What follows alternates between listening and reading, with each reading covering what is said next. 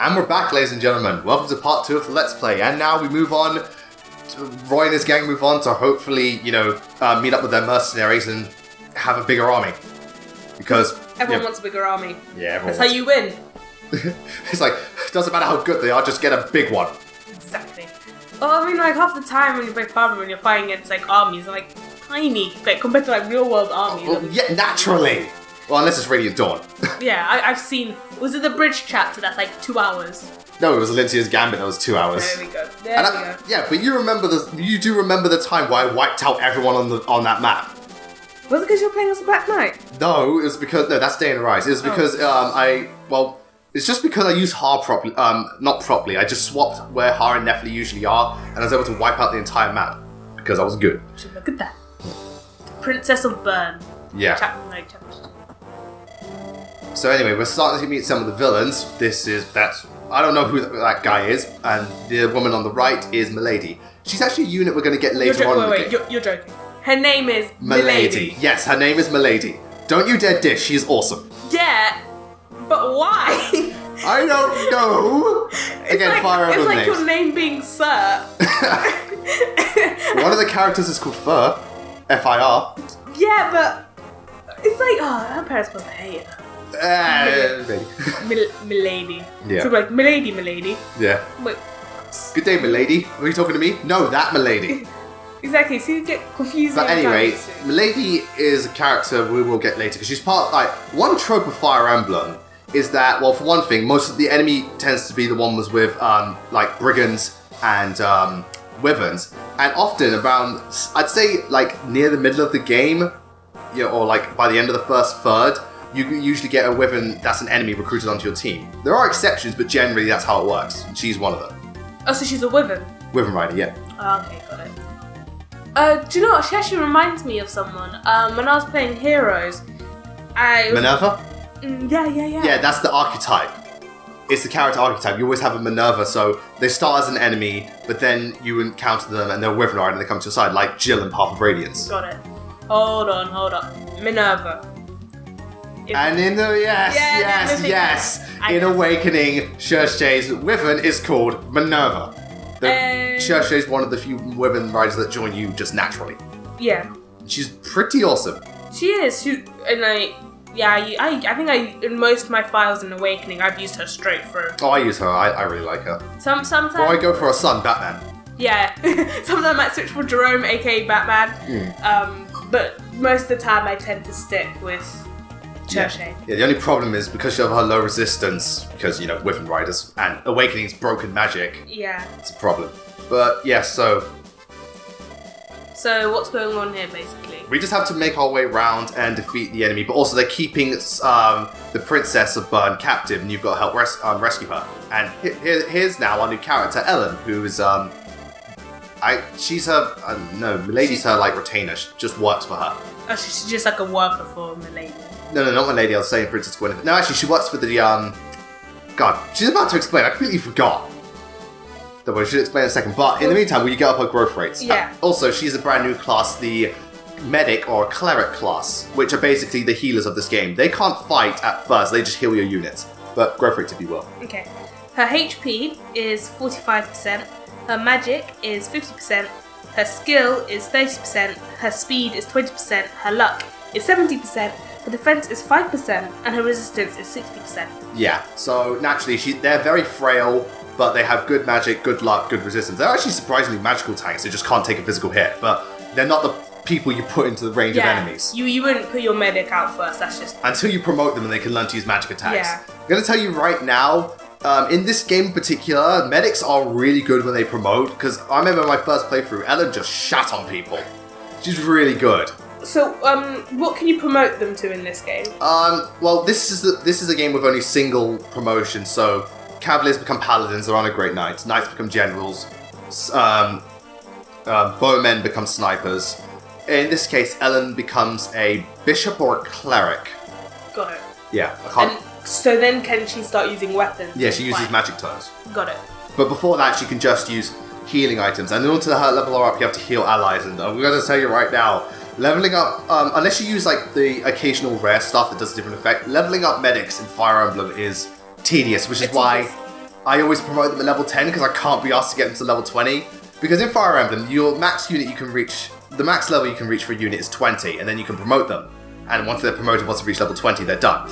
But in this case, I can't be asked to take my medics all the way to level 20, so I just say fuck it, level 10, because that's the minimum level you need.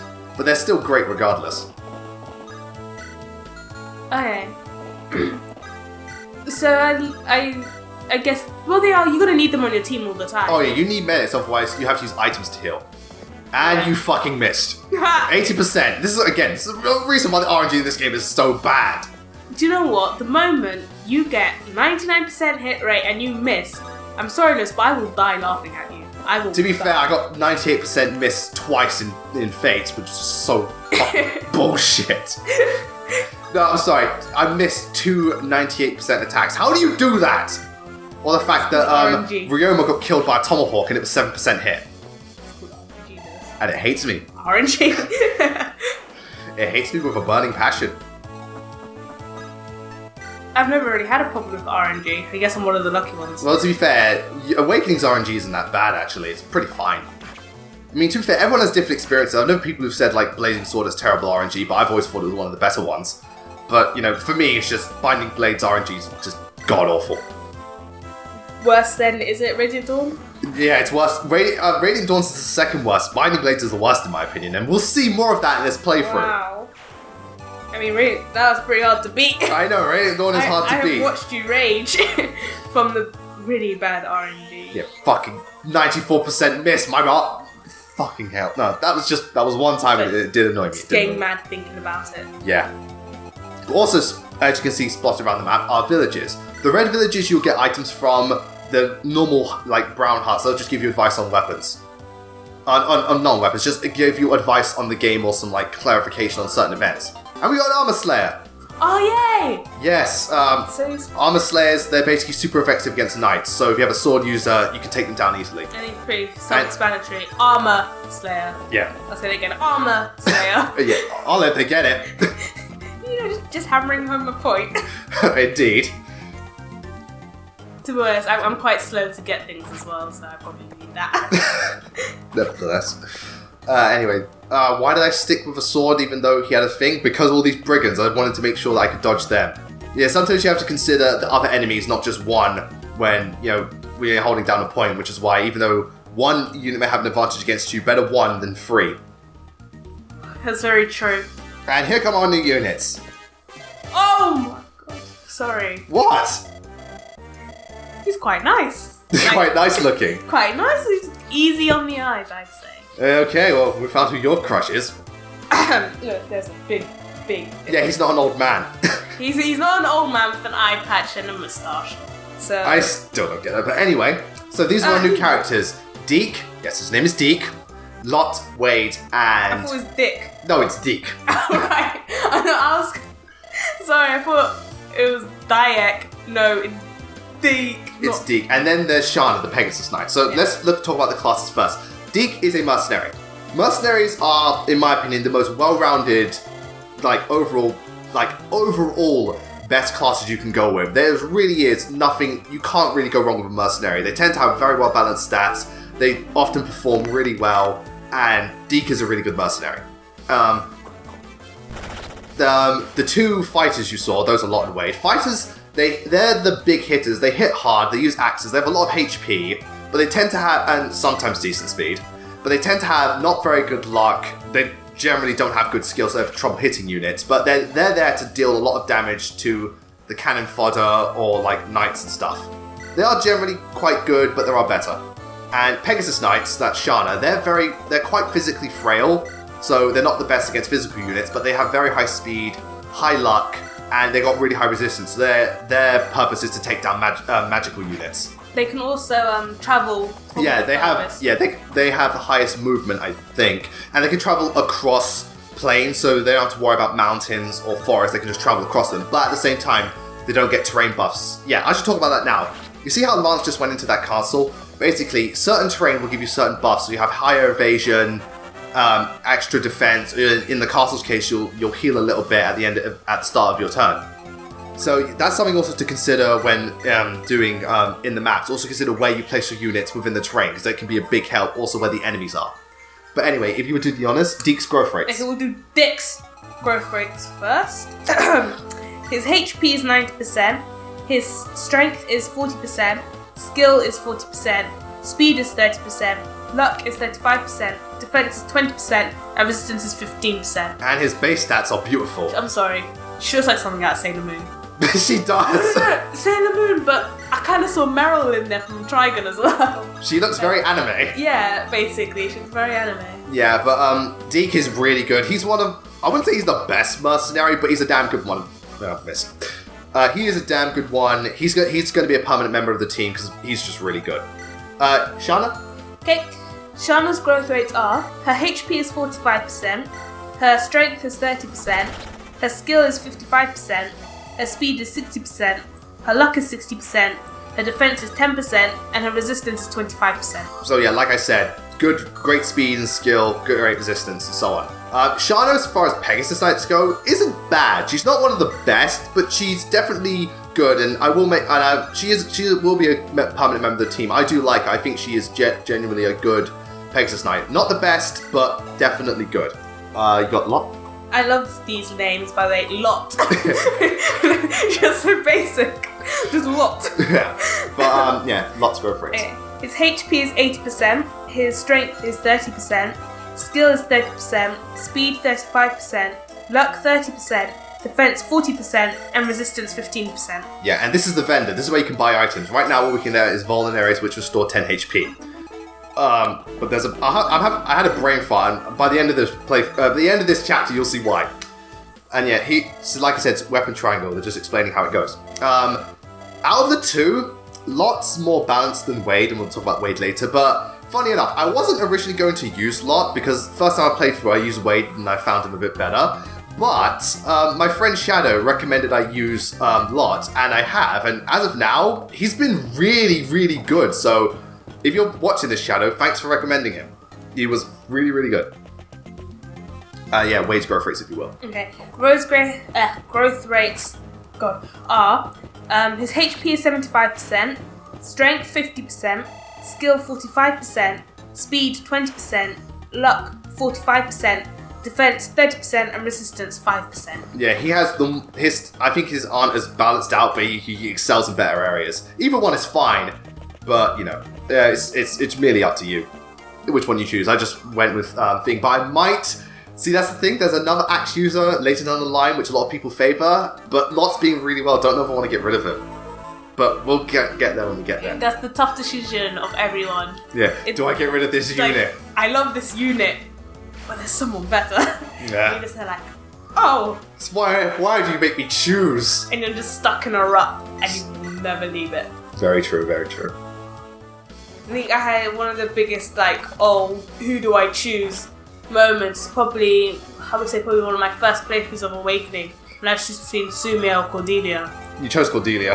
Of course I chose Cordelia in the end, but it was Yeah. that long standoff, but who? Oh, if it was me, I know who I'd have chosen. It's like, Cordelia, fuck that shit, Sumia all the way. Do I have to remind you, Lewis? No, we'll do that when we get to the Awakening playthrough. Do not remind me. Okay, fine. But it will always be there till the day you die. I'm still living in disbelief of it. I'll say it anyway. Okay, fine. So that you guys aren't confused as to what we're talking about. So basically, one day I was playing Fire Emblem Awakening, and Lewis was watching with me. Anyway, it was the map where you get Cordelia. Chapter 7. And then I was like, oh, well, on my previous playthroughs, I'd always use Cordelia and Kellum as support. It's like, let me use them. The first time they are put together, they block the damage for each other twice. I was just looking at Lewis. And they doubled attacked. Mind you, they had no other... This is the first time they even paired up. There was no other support, and they did the whole full guard double attack thing, and I was like, oh, that is so bullshit. I was just sitting there so, who's right? Shut the fuck up. But we'll definitely going to do an Awakening playthrough. We're going to have to go through all the supports and the ships. Well, we'll see, but you do realise for the Awakening playthrough, Kellum is not going to be a permanent member of the team. Why? Because Kiel's better. I love Kellum. Alright, I'll use him for a bit, but he's not going to be permanent. Okay, to any of you people out there who use Kellum, support with me. Kellum. I'm gonna rally. Alright, I'm gonna start a rally. We're going to convert people to Kellum. Convert people to Kellum. He might not be noticed, but he is damn good. You just place him in between all these enemies and just watch them do nothing. No, that's Tharja and Nosferatu. Shut up. You know it's true. Yeah. Except if there's a magic user, because then knights Knights magic, have low resistance. Yeah, so magic beats knight. Yeah, but to be fair though, especially when they're generals, knights usually have enough power to one-shot a magic user. So give them a ranged weapon, then they're good. Okay, so quickly explain this to me. There's this Hold on a second. Okay, so that's one. This is something that I kind of shut into disbelief at. Two. He really doesn't like these javelins. What happened? Watch. 3 in a row. Hey, does he have like a thing against javelins? That's 40% javelin hits and he gets hit by all of them. Jesus, man. So anyway, so there's this guy in the map who's got like, is that the merchant guy with like the horse and the Yeah, cart? basically he can carry items for you and stuff like that, and you can take items out when you want from your storage if you have them on the map. If you don't have them on the map, you can carry items and you can send them to storage, you just can't bring them back. Until you go to the prep screen. We won't get a prep screen for a while. Funny enough, in Blazing Sword, you don't get a merchant until like, I think it's chapter 14X. You do get him later on, but if you go earlier, you can get a merchant earlier on for you. Though in later Fire Emblem games, they just like give you merchants and storage straight from the get-go. Yeah. Because I had never seen that before. That's quite new to me. Yeah, because in the other games, you're spoiled. They give you merchants straight from the get-go. I know. I'm probably the most basic when it comes to Fire Emblem. I wouldn't say that. You knew about it before Awakening came out because you saw me play Sacred Stones a lot. Yeah, but like when I played Awakening, obviously I didn't do the thing because I'm the type of person who doesn't really care. Like, if you know what I mean, I care for my units, but it's like. But I don't mind just sending them in there. So that's why I never pick the modes where like if your unit dies, they're dead. Because the amount of time. You played on casual, yeah. Yeah. But probably with my next playthroughs, I'd probably do when they're dead, they're dead. Yeah. Oh, in this game, it's Permadeath. Basically, before technically it was Fire Emblem 12, Heroes of Light and Shadow that introduced it, but everyone in the West knew Awakening to be the first one. Basically, in Fire Emblem, if your units run out of HP, they're dead for good. They're not coming back. So you have the choice of, do you continue the game without them, or do you restart the entire chapter? Granted, some units, like if it's a plot important character like a Lord, it's instant game over, they die. But other units, it's just a case of, do you want to continue, or you missed a fucking 82% hit, or do you restart? For me, even if I hate the unit, I will keep everyone in Fire Emblem alive. Because I've done that in Radiant Dawn where fucking Meg and Fiona have died and I had to restart even though I don't fucking use them. Because in Fire Emblem, I just don't let my units die. You care too much. I know, I care too much. I just like keeping them all alive. And it can be frustrating because when you get to the end of a chapter, a unit suddenly gets killed, then you got to start all over again. It is frustrating, and to be fair, that's one of the big turns off of Fire Emblem, which is why a lot of newcomers gravitate towards Awakening of Fates, because there's less stress. But to be fair, in a game like this, which you emulate, you can just use save states, and even on the Fire Emblem 7 and 8. You can cheat. You can cheat. Cheater. Hey man, it doesn't matter because, again, well, to be fair, I only use save states in this game if I really have to, otherwise I just don't need to. And once again, he gets hit by the fucking Javelin. Does he have again, only 40% hit. I used to be a mercenary like you, but then took a Javelin to the Deke. The Deke. I'm sorry. Again, another Fire Emblem character whose parents must really hate them. I'm gonna name my child Deke. But okay, honey. Well... Growing up must be hard. Like, hey, Deke. Sup, Deke? Hey, sup, Deke. Dekehead. I'm like, guys, stop. Yeah, well, I don't know how they pick names of Fire Emblem, but whatever. Some of them is you got to really break. It's a real eyebrow. head scratcher. Yeah, it is a real head scratcher, but what are you going to do? So in this game, because obviously I've played Sacred Stones, do warrior type people still go into pirates? No. Basically, you get brigands in this game. You get one brigand in this game. Yeah. You don't get a pirate. Pirate is the next game, I think. Or do you get? No, you don't get pirate. And he becomes a berserker. Got it. Because pirates aren't really in that many. No, they're not. I think pirates were like Sacred Stones No, they were in Blazing Sword. But pirates, yeah, there aren't many because some classes in Fire Emblem are quite rare. Pirates being one of them. But like that's because you have warriors and they're essentially the same, very similar. So what do you think is better, pirates or warriors? Depends really. Pirates are better. I find pirates a little bit better only because they promote into berserkers and berserkers are better than warriors. Warriors are good. Don't get me. Well, they're alright. It depends on the game for me because I've noticed warriors have been getting worse. Because in the GBA games, warriors are awesome. In the Path of Radiance and Tellius games, they're alright. In Sacred Stones, sorry, not Sacred. What am I saying? In Awakening, they suck, and there are no warriors and fates. Got it. There are only berserkers and heroes. There are fighters, but there aren't thingamajigs.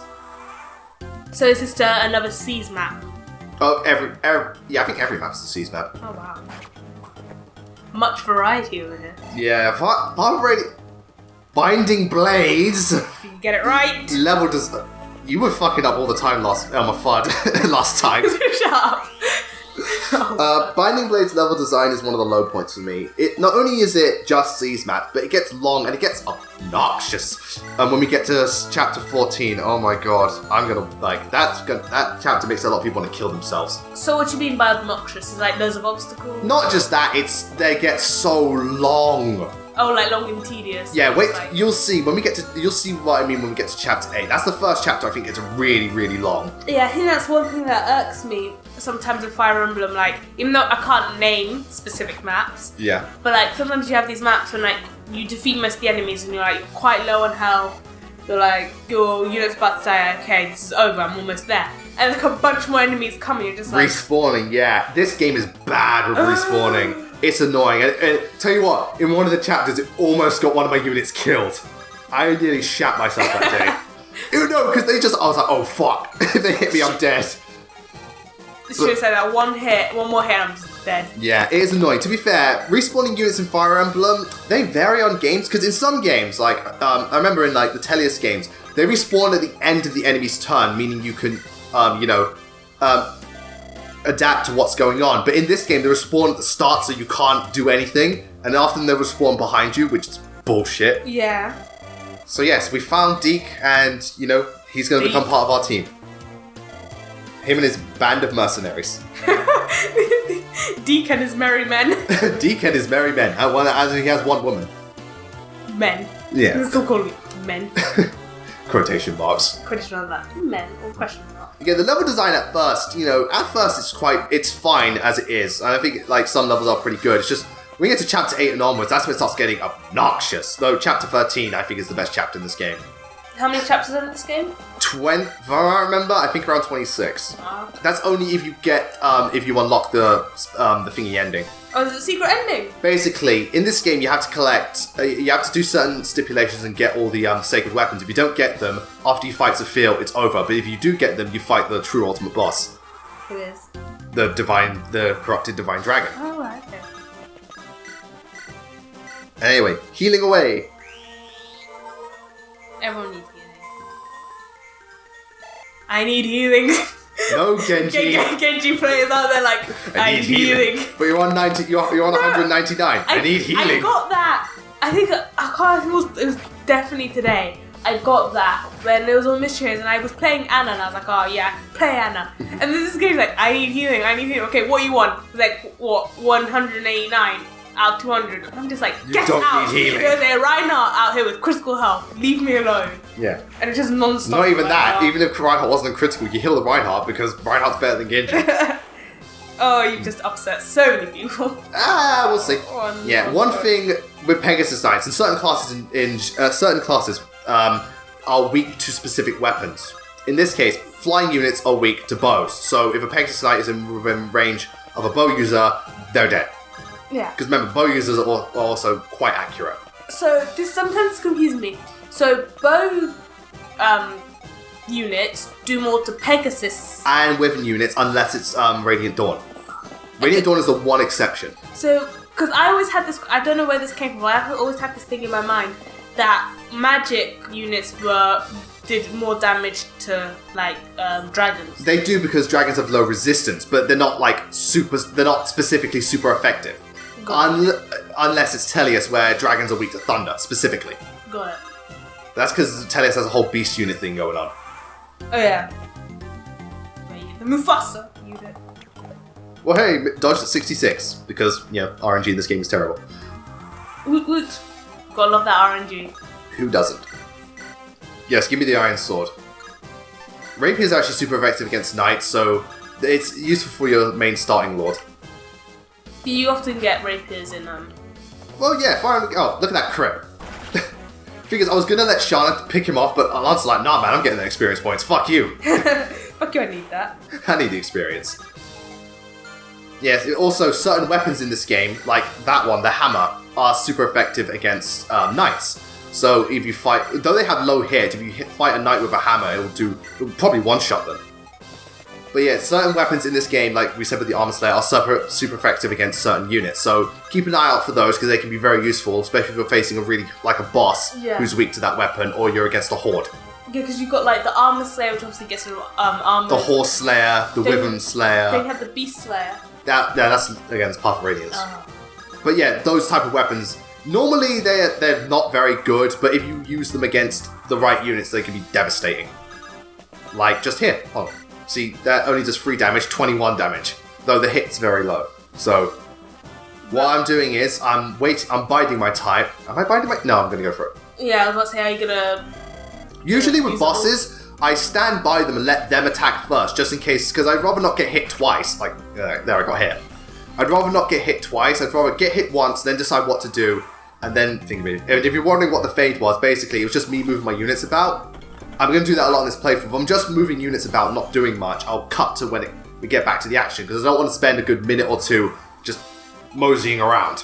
Yeah. It'll make it easier on all of us. It'll make it too long and boring. Yeah. And also, while I might not do it much for this game and GBA games, guys, you're going to thank me so much when we get to Radiant Dawn.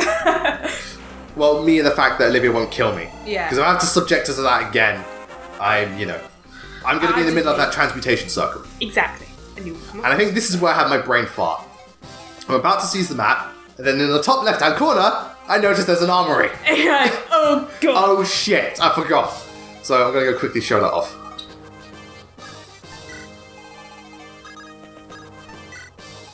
Can you just enter?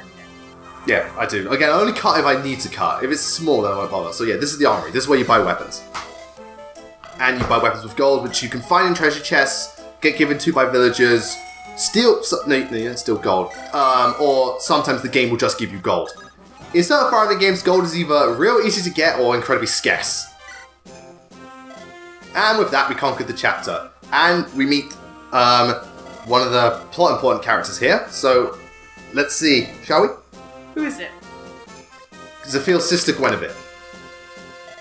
Ah! Yeah, she's the Princess of Bern, and she's trying to resolve this thing peacefully because her brother's being a dick. Well, there's more to it than that, but her brother's being a dick. To summarise, basically. To summarise, my brother's being an asshole. Again. There is much more depth to it than that, and Zephyel is one of my favourite villains, and in the next chapter we'll get into why. But yeah, that's the main thing. You're trying to unite the nations to take down Thing, and Guinevere's trying to help that, resolve it peacefully, and Roy's main journey is to take down Zephyel and essentially become a man. Yeah. Because even though Roy is our boy. Roy's our boy. Roy's our boy. Funny enough, you see Guinevere when she's like 5 years old in the prequel. That must be really odd. It is odd, but it also helps add to Zephyel's depth and Guinevere's as well. Because there is a reason why Zephyel the way he is. So who's older? Oh, Zephyel's older. Okay. Zephyel's like, at the time of things, Zephyel's about, I'd say between teenager and he's like teen Gohan age. So young teenager. Adolescent. Yeah, adolescent, young teenager. Guinevere's basically a baby. Right, yeah. And she looks like one. Aww. But yeah, now you're trying to resolve things. So this is and if you're wondering, no, they do not get together. What do you mean? As in Roy and Guinevere don't get together. Oh yeah! To be fair... So speaking, what are the sports in this game, basically? Alright, basically, in Fire Emblem, for those who don't know, and I'm pretty much sure that's none of you at this point, but I'm going to explain it anyway. Units can support together by standing next to each other during combat, and eventually they'll raise support levels. You find out more about the characters and they have conversations and so on. In these games, not only do supports add to character and sometimes change the ending slightly, but they also boost stats. In the old Fire Emblem games, you could only have 5 supports, so you could support one character 3 times and another character twice, or like 2 characters twice, 1 character once, and your supports are limited on how many units you can do. Thankfully, the new games changed that, and now you can support with much more people, and supports are so easy to raise. Though, to be fair, in Binding Blade, supports don't take very long to raise up. In the other games, it takes fucking ages. But anyway, that's the end of that part, and in Chapter 3, we're going to be moving into quite the feelsy part of the game, but we'll get them when they get there. So get the tissues. Indeed. But until then, we'll see you guys for Part 3. Bye.